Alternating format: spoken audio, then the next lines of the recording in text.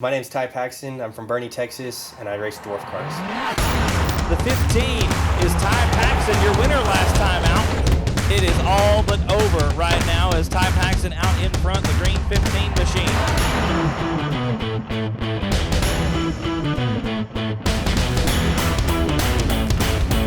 About 4 years ago, some buddies of mine took me to a track, and then about 2 weeks later, I bought a car, so it kind of exploded from there. I live in Boerne. It's got an awesome small town vibe, even though it's still growing. Everybody's always friendly. You know, everybody knows everybody. It's always laid back, and you don't get that with a big town. There's a really tight-knit community that always comes together on Saturday nights down at Soda Pops. They always bring their cars, always hang out. It's always a good time. You know, the racing around Boerne, I've got a bunch of friends that doesn't matter what kind of car they have that they race, you know, they always are willing to help, and it's either getting together for dinner or getting together and helping somebody work on their car. It's always somebody needing something, so everybody's always willing to lend a hand. I love racing, but I think I get more satisfaction out of building something that somebody can't.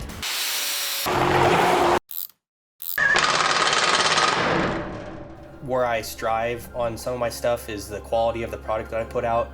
I love winning when I do get to win. I love racing and being around everybody in the competition, but I really like building the cars. I'm always, you know, trying to tell myself to slow down, especially when it comes to detail work.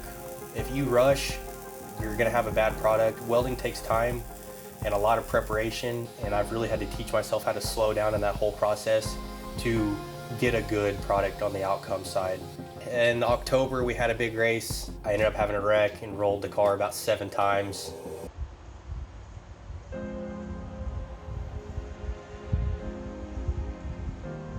And it landed back on its wheels, and I was able to walk away from it. But it was a pretty scary deal, but it was pretty wild at the same time, trying to figure out what was going on during the whole situation. I always tell people I spend the money on the safety equipment for things like that. I hope it never happens, but in case it does, I have them prepared, and that's what really saved me.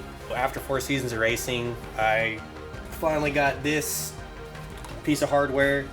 I ended up winning the points championship last year. Paxson gonna be climbing out of the race car. Y'all give it up for Paxson, taking the win in the dwarf car main event. It's really special to be able to have that accomplishment and say that you were able to win it over everybody else.